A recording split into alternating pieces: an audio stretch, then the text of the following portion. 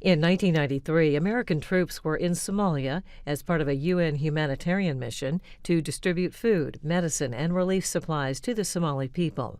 These supplies were often stolen by local warlords in the capital city of Mogadishu. During a military mission to capture one of the warlords, Somali militia and armed civilians shot down 2 U.S. Black Hawk helicopters, an incident later referred to as Black Hawk Down in a book and movie. As a result of the helicopter crashes and ensuing battle, 18 U.S. soldiers were killed and many more were wounded.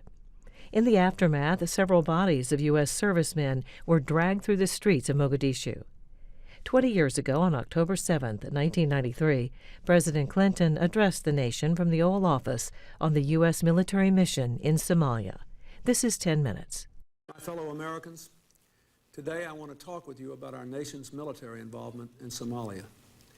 A year ago, we all watched with horror as Somali children and their families lay dying by the tens of thousands, dying the slow, agonizing death of starvation.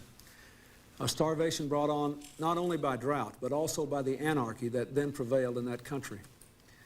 This past weekend, we all reacted with anger and horror as an armed Somali gang desecrated the bodies of our American soldiers and displayed a captured American pilot.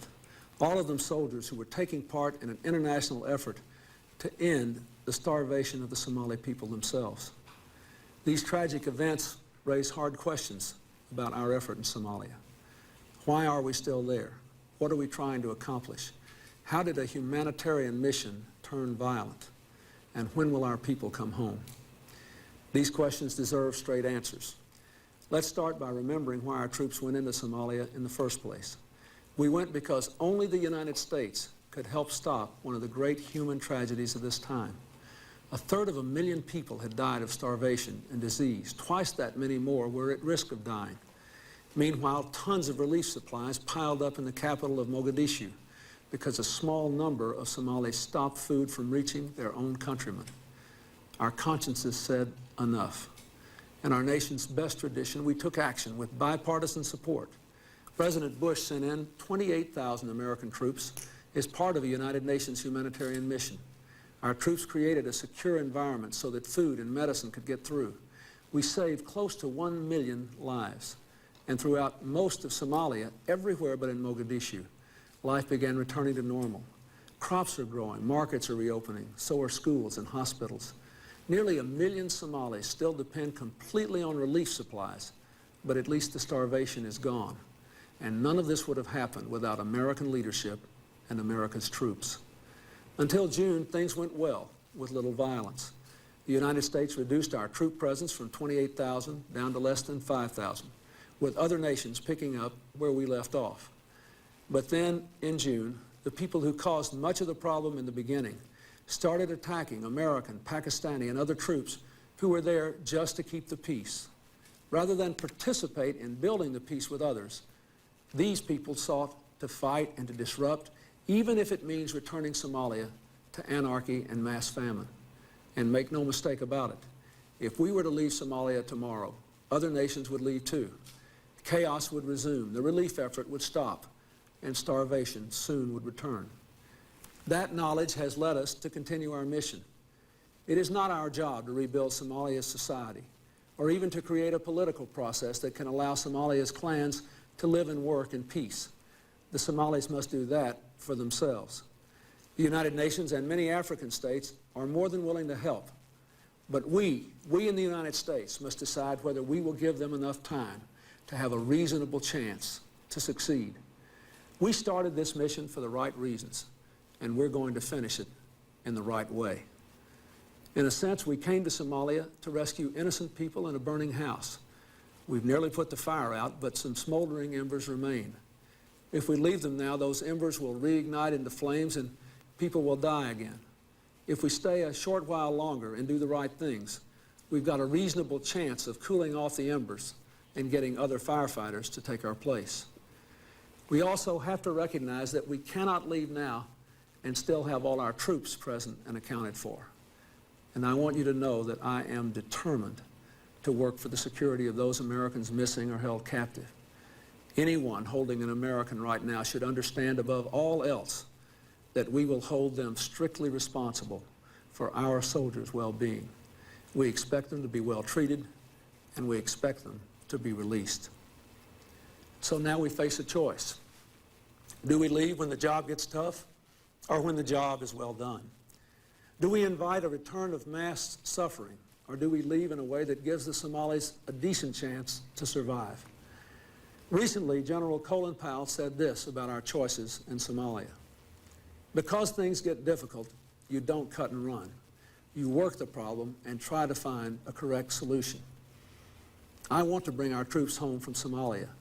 Before the events of this week, as I said, we had already reduced the number of our troops there from 28,000 to less than 5,000. We must complete that withdrawal soon, and I will. But we must also leave on our terms. We must do it right. And here is what I intend to do. This past week's events make it clear that even as we prepare to withdraw from Somalia, we need more strength there. We need more armor, more air power to ensure that our people are safe and that we can do our job. Today I have ordered 1,700 additional Army troops and 104 additional armored vehicles to Somalia to protect our troops and to complete our mission. I've also ordered an aircraft carrier and 2 amphibious groups with 3,600 combat Marines to be stationed offshore. These forces will be under American command. Their mission, what I am asking these young Americans to do, is the following. First, they are there to protect our troops and our bases. We did not go to Somalia with a military purpose. We never wanted to kill anyone. But those who attack our soldiers must know they will pay a very heavy price. Second, they are there to keep open and secure the roads, the port, and the lines of communication that are essential for the United Nations and the relief workers to keep the flow of food and supplies and people moving freely throughout the country so that starvation and anarchy do not return. Third, they are there to keep the pressure on those who cut off relief supplies and attacked our people, not to personalize the conflict, but to prevent a return to anarchy. Fourth, through their pressure and their presence, our troops will help to make it possible for the Somali people, working with others, to reach agreements among themselves so that they can solve their problems and survive when we leave. That is our mission. I am proposing this plan because it will let us finish leaving Somalia on our own terms and without destroying all that 2 administrations have accomplished there. For if we were to leave today, we know what would happen. Within months, Somali children again would be dying in the streets. Our own credibility with friends and allies would be severely damaged. Our leadership in world affairs would be undermined at the very time when people are looking to America to help promote peace and freedom in the post-Cold War world. And all around the world, aggressors, thugs, and terrorists will conclude that the best way to get us to change our policies is to kill our people. It would be open season on Americans. That is why I am committed to getting this job done in Somalia, not only quickly, but also effectively. To do that, I am taking steps to ensure troops from other nations are ready to take the place of our own soldiers. We've already withdrawn some 20,000 troops, and more than that number have replaced them from over 24 other nations. Now we will intensify efforts to have other countries deploy more troops to Somalia to assure that security will remain when we're gone. And we'll complete the replacement of U.S. military logistics personnel with civilian contractors who can provide the same support to the United Nations. While we're taking military steps to protect our own people and to help the UN maintain a secure environment, we must pursue new diplomatic efforts to help the Somalis find a political solution to their problems.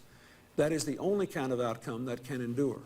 For fundamentally, the solution to Somalia's problems is not a military one, it is political.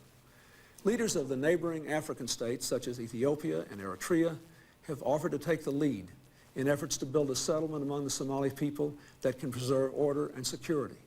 I have directed my representatives to pursue such efforts vigorously, and I've asked Ambassador Bob Oakley, who served effectively in 2 administrations as our representative in Somalia, to travel again to the region immediately to advance this process.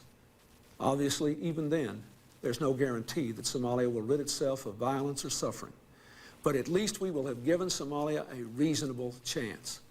This week, some 15,000 Somalis took to the streets to express sympathy for our losses, to thank us for our effort.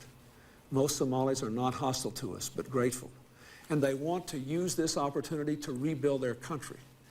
It is my judgment, and that of my military advisors, that we may need up to 6 months to complete these steps and to conduct an orderly withdrawal.